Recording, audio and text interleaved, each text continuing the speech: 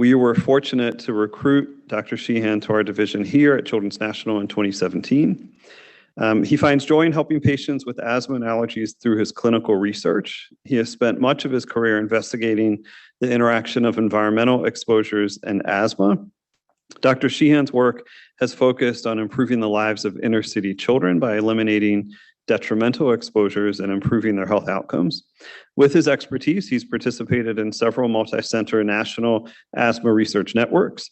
Additionally, Dr. Sheehan has been involved in groundbreaking asthma prevention trials. He was instrumental in launching our severe asthma program at Children's National, and his current research is exploring mechanisms of action of biologic medications in patients with severe asthma. Dr. Sheehan's talk today is entitled Childhood Asthma and Urban Environmental Exposures, Challenges and Possible Solutions. Please join me in welcoming Dr. Will Sheehan. All right, thank you, Heyman, for the very nice introduction. So that's my title, Childhood Asthma and Urban Environmental Exposures, Challenges and Possible Solutions. So quick focus and objectives. So I want to review important urban environmental exposures associated with childhood asthma, both home exposures and school exposures. I'm going to highlight some of the successful studies that have resulted in improvements in asthma for children in the urban areas, both environmental interventions and also some of the newer treatments we're using, and then discuss future strategies for reducing urban asthma. So quick overview. I assume most of you have seen some sort of version of this slide. So these are all the difficulties for children in urban environments in the United States, and specifically focused on their asthma difficulties. So on the left side, you have microbial exposures. So they have higher exposures to mouse allergen, cockroach allergen, certain molds, and endotoxin. In the middle, certainly kids in urban environments have increased exposure to air pollution, including secondhand smoke, particulate matter, NO2, traffic-related pollution. And then on the right, a lot of the social determinants of health, poverty, substandard housing, obesity, and chronic stress. And all these kind of come together for this perfect but unfortunate storm, showing that in urban areas, there's increased incident of asthma, there's decreased asthma control, there's increased asthma exacerbations, acute care visits, hospitalizations, and then even decreased lung function. All right, but it's not all doom and gloom. So I think a lot of these talks focus on the doom and gloom. I'm going to try to talk about some of the successes. So in recent decades, there have been collaborative efforts, a lot of good work here in Washington, D.C., between researchers, care providers, community leaders, and families, which have resulted in great accomplishments at improving asthma outcomes for children living in these areas. So this is obviously, a symposium for our collaboration between CNH and NIAID. So I'm going to focus a lot on NIAID's great work in the Inner City Asthma Consortium. It started in the early 90s. It was initially the Inner City Asthma Study and then became different iterations of the Inner City Asthma Consortium and is now the CAUSE Network, which stands for Childhood Asthma in Urban Settings.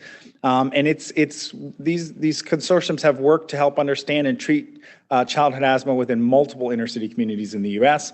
And additionally, I'm going to highlight some of the other important research studies and investigators that have focused on specific asthma problems within individual cities. I'm going to skip over dust mites and we'll go right into cockroach allergen. So this is important exposure in urban U.S. It's distributed throughout the home, and avoidance involves an integrated pest management approach that's sealing cracks, removal of food and water sources, and thorough cleaning. We know a lot about cockroach now. We did not know a lot about cockroach a few decades ago.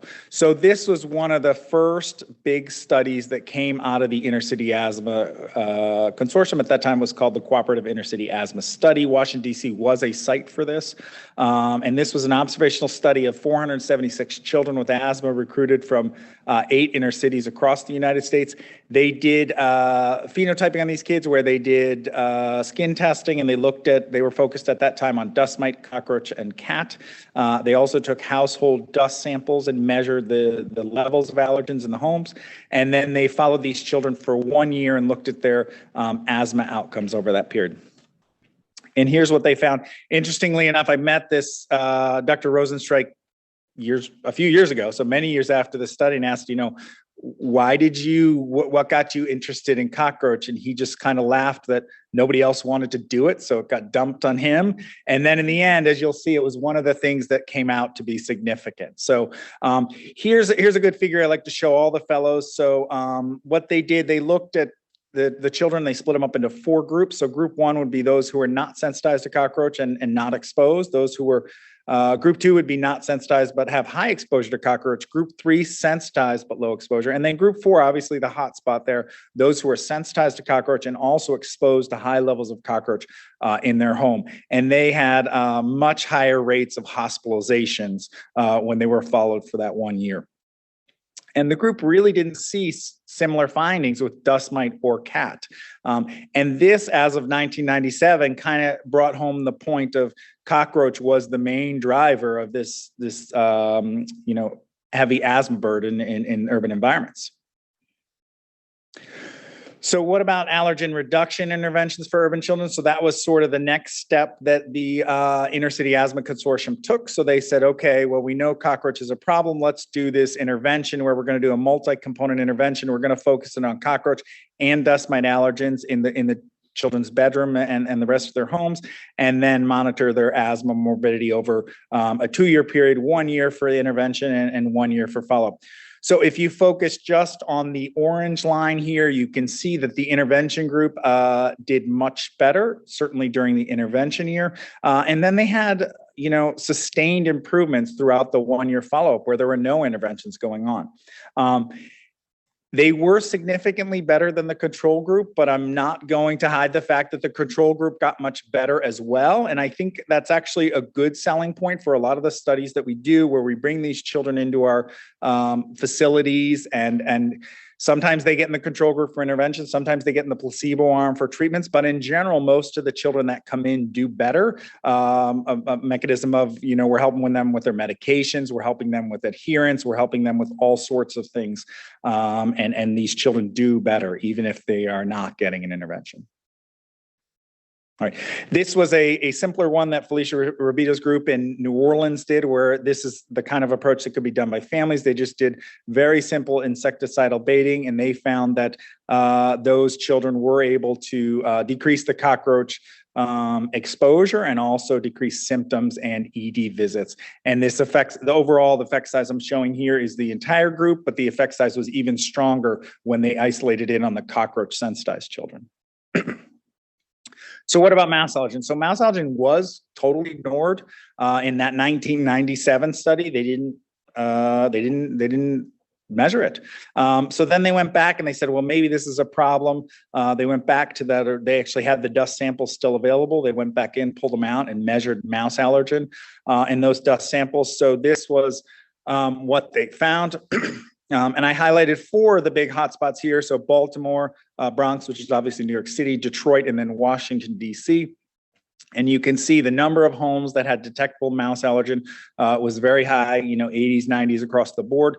And those levels are very high. They probably don't mean much to you, but to give you an idea, usually we say a level above 0.5 is associated with worsening asthma morbidity. And so you can see Baltimore's up at 8, New York's at almost 4, Detroit's at 3, and even Washington, D.C. was up at 0.7. That's the median level. So these were very high levels found in these homes. And here was a study out of Baltimore that was very similar to the cockroach information I showed you, but it's just a different way to look at it for mouse allergen now, where in the red line, those are children who are not sensitized to mouse allergen. And in the blue line, those are children who are sensitized to mouse allergen. And you can see in those that are not sensitized, the red line is kind of flat, versus where in the sensitized children, the more mouse allergen they were exposed to in their bedroom area, the more asthma morbidity that they had. So there are a number of studies very similar to this, kind of bringing home the point that mouse allergen is important in urban areas. This was a study we did in Boston. So started when I was a fellow. This is the school inner city asthma study. And we did a very similar kind of analysis, but we went into the schools and we measured the allergen exposure in the students' classrooms. And we found that students with asthma who went to classrooms as their those that were in the classrooms with the higher mouse allergen level had more asthma symptom days. And that was adjusted for a number of things, including their home mouse allergen exposure. So we really focused in there. This was the first study to kind of show allergens in the school, at least mouse allergens in urban environments can be a problem. There's a little bit of debate over what's more important. Is it more the cockroach in the inner city environments, or is it more the mouse? This was a study from Baltimore. I think in Baltimore, it probably is more the mouse. I think other cities such as New York and maybe even Chicago could argue that maybe it's cockroach, but it gives you an idea that these two do work together. So here in Baltimore, when they looked at children who were neither cockroach or mouse exposed or sensitized, they had that baseline level of asthma morbidity you can see there. And if it was just cockroach they were exposed and sensitized, it was not much different. But when mouse came into play, being sensitized and exposed, you can see their percentage of acute care visits went up. And then when it had both cockroach and mouse, the two working together, those were the children that were the sickest of the sick. So what about targeted mouse allergen reduction? So just like they went into the homes and worked on removing the cockroach allergens, studies started focusing on going into the homes to try to target mouse allergen. So this was a study, it was a combined study from Boston and Baltimore, where they took 361 children and adolescents with persistent asthma, sensitized to mouse allergen, and had high home mouse allergen levels. They did a one-year trial of randomized to either IPM, which is the pest management, plus education, or education alone. And what they found is across the board, children did well in both arms. Again, it gets back to the idea of bringing these children into the studies, and the quote placebo arm did get really good education. So they did well across both arms, but there was definitely a dose response improvement. So if you could get a 90% reduction in bedroom mouse allergen levels, that was associated with fewer asthma symptom days and fewer acute visits for asthma. So I showed you earlier the work we did in the schools looking at mouse allergen and the association with students' asthma morbidity. So here was the follow-up to that, the Sickest 2 study, which was more the intervention study. And I just zoom in on one of the figures from that trial, where what happened was in the children would get enrolled at the beginning of the school year. So you can see here in August, September, and then around October, November, there would be the intervention where we would literally go into the classrooms, do the IPM, clean up their classrooms, and then follow those children the rest of the year. There were 2 arms to that study. One, the placebo arm did not get integrated pest management, and then the treatment arm in orange, which did get the integrated pest management. And you can see, so early on here, I don't know if I have my pointer. This one. Okay, this one. So early on here, both of the arms were tracking together. And then right here is when they got the intervention. And you can see the black line, which would be the placebo or no intervention. They just kind of continued. They had their fall peak and then went down normal.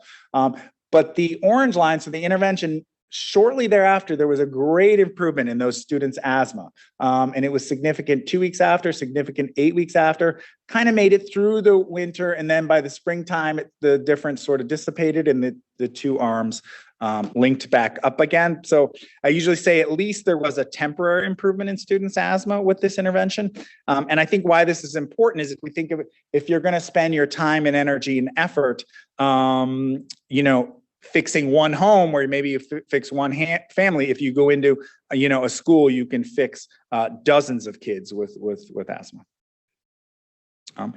This was a study that we published just last year, and this came about. I know Ruchi's probably in the room somewhere or listening. So this was a conversation I actually had with Jackie Pongrasic, who's at Northwestern, and we had talked about over the decades since the Inner City Asthma Consortium started, it actually became more difficult to find kids who were living in a, quote, bad environment. So it became very difficult to find kids who had very high levels of cockroach in their home, very high levels of mouse in their home. And it even impacted some of the trials that I've already shown. I didn't talk about it, but And we kind of hypothesized that maybe levels are going down over the past few decades. So we just went back, we looked back about 12 years at the levels of mouse allergen in students' classrooms in a specific area. And we found that it was. So there was a 53% reduction in this school system that we looked at from 2008 to 2019. And that was without any intervention. So these were all taken in the same season before any intervention was done. And this is a log scale, so it's a little bit tough to see, but it's a great reduction. It went from just under 1 down to about 0.3 or 0.4.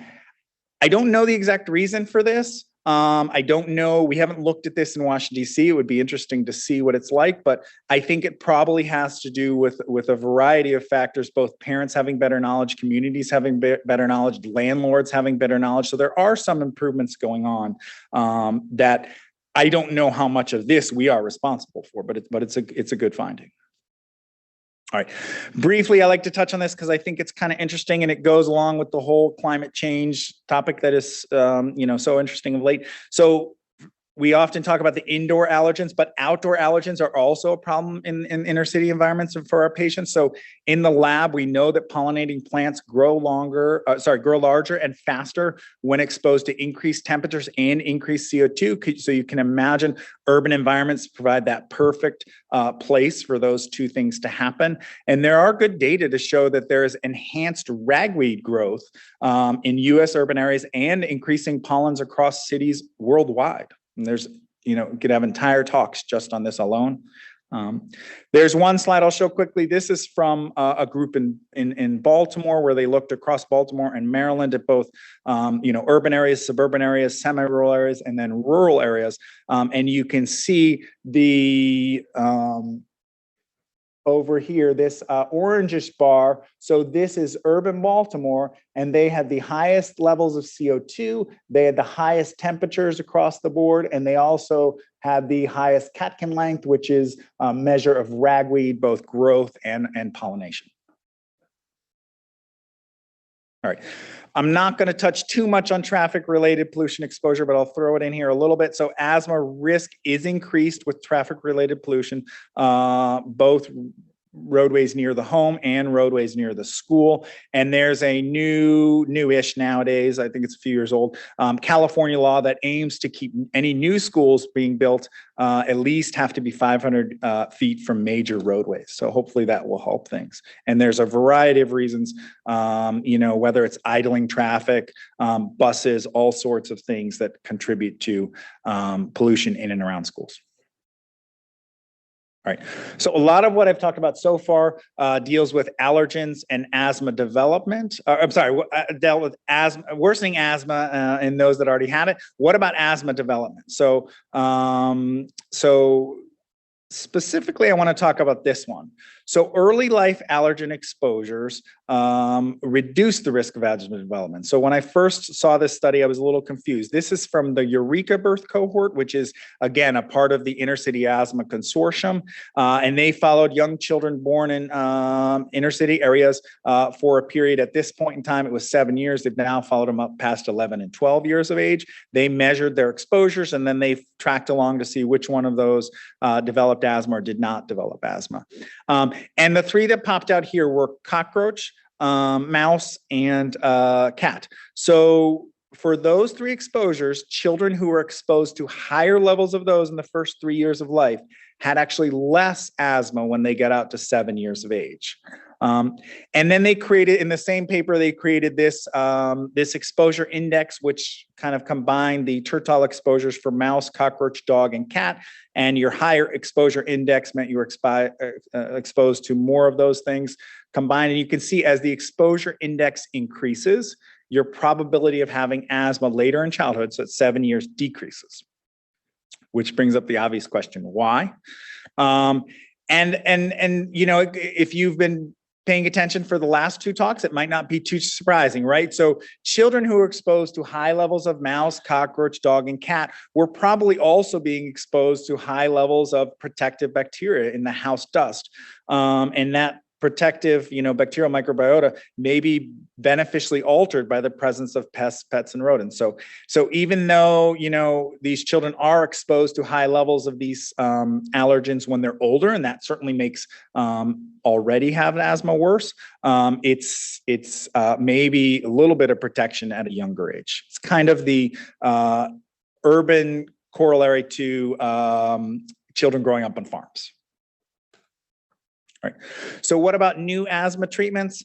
So can we use new therapies to reduce asthma morbidity in children in urban environments? And what about asthma biologic therapies?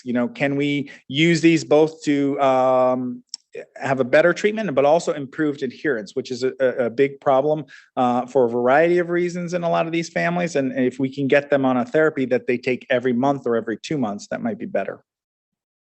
All right. Quick overview. I'm not going to go through all of this, but you can see these are the monoclonal antibodies that are currently approved for pediatric asthma. There are 5 of them.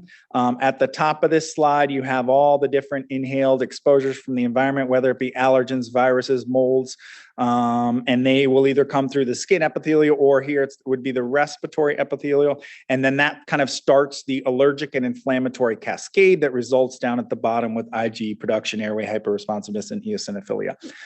And the 5 monoclonal antibodies attack somewhere along the line, obviously different points, and that's why different biologics work in different children. The one I'm going to focus on is in the lower left, so Omalizumab. That's our oldest one, and that's the one that's been most studied, and that is anti-IgE, so it binds to free IgE, so helps stop allergic inflammation in that way. So again, here's another study from the Inner City Asthma Consortium. So in the early part of the 90s and early 2000s, they focused on environmental exposures and environmental interventions. And then in, when we got to 2010, started to focus on more treatment and underlying mechanisms. So this was a 2011 study. 419 inner city U.S. children and adolescents ages 6 to 20 years with persistent allergic asthma. And what they found, overall, children treated with Omalizumab were less likely to have a severe exacerbation.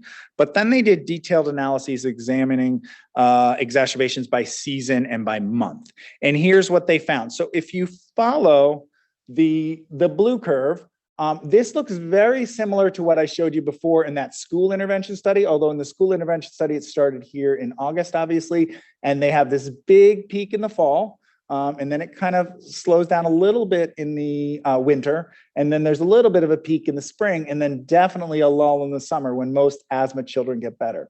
But that big peak in the fall is what we're targeting, and there's a variety of things that contribute to that, whether it be going back to school, so more exposure to viruses, whether it be ragweed, or changing weather as well.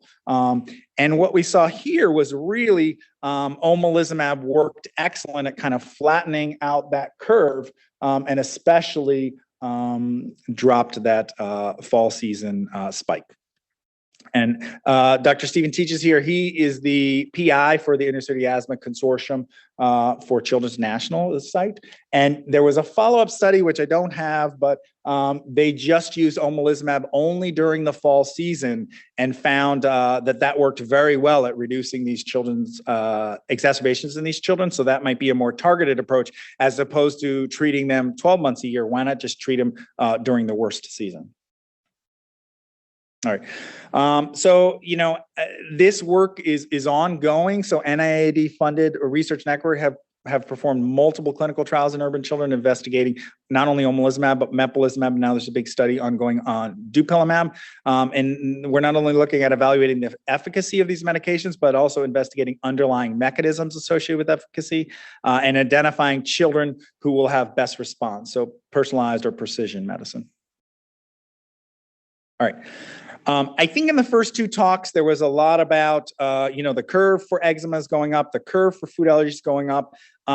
I don't think it's plateaued in those two yet. I hope maybe it has, but I think it has plateaued in asthma. So in a sense, I hope we're a little bit ahead, and I hope the food allergy and eczema are going to start to come down as well. But asthma was very bad and getting worse in the 70s, 80s, 90s, and even early 2000s. But in the last 2 decades, these are data that I took from the CDC's website. As of 2018, there were children in the US were having fewer asthma attacks, fewer missed school days for asthma, fewer visits to the ED for asthma, and fewer hospitalizations for asthma. Hospitalizations were down about 50% compared to 2 decades before. I think that's a mix of environmental approaches and also treatment approaches. I'm not saying we're perfect. I think there's a lot more work that can be done, but I think it is very reassuring that the curve is at least flattening, and in certain groups it's getting better. And I would be remiss in not pointing out that Dr. Shilpa Patel is here and Dr. Stephen Teach are both here, the 2 leaders of the Impact DC program, and they've done great work showing clinical improvements using a collaborative asthma treatment approach here in DC for DC children. I'm not going to talk more about Impact, but I know Shilpa has an oral abstract so very soon, right after this. She's going to talk about some of the work Impact's doing.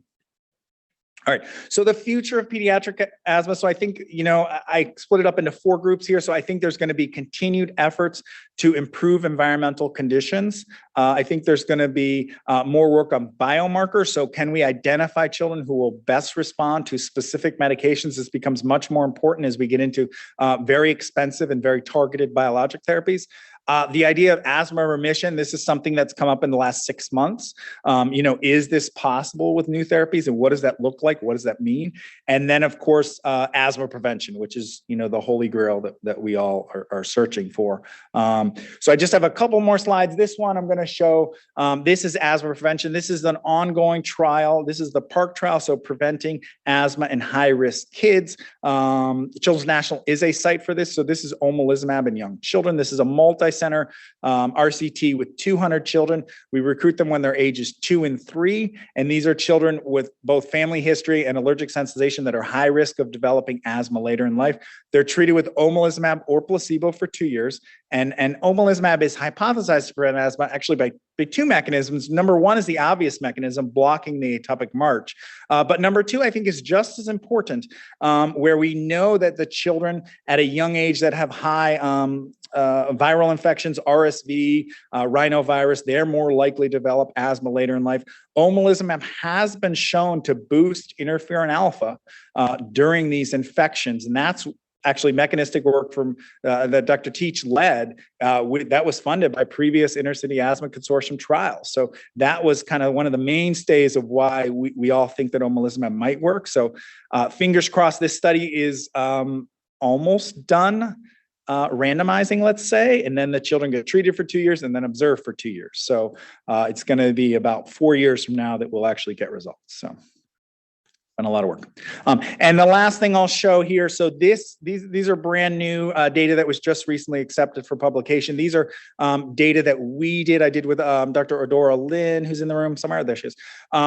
So this I should mention, this is a part of the Children's National and NIH collaboration that we've worked together to get this research. So we looked at regulatory B cells in children with asthma, and these are B cells that are involved, obviously, in regulation. So they put the brakes on the stop on that allergic cascade and hopefully slow things down. And as you can see here, what you might hypothesize is that children with asthma have lower levels of these regulatory B cells, and that may contribute to uncontrolled allergic inflammation, increased asthma morbidity. We're continuing ongoing work on these B-regs in the research collaborative. And specifically, we're going to look at, are these cells involved in the pathway from environmental exposure to asthma morbidity? If you have more of these cells, can you slow down the link between detrimental exposures and worsening morbidity? Or could we use this as a biomarker for precision medicine approaches? All right. I did not talk about everything. This topic, asthma and the environment, is huge. So there's lots of things I didn't talk about. I'm happy that a lot of this was already covered in some of the previous talks, but there are many other exposures, including vitamin D, that Dr. Gupta talked about. Quick summary. So mouse and cockroach are important environmental exposures, both at home and in school. They're associated with asthma morbidity in children. Avoidance, intervention, and mitigation strategies targeted for the appropriate area allergens can have beneficial results for children with asthma. Decades of work in urban areas have now resulted in a possible plateauing of childhood asthma morbidity. And I think future therapies could provide opportunities for improved adherence, asthma remission, and possibly even asthma prevention.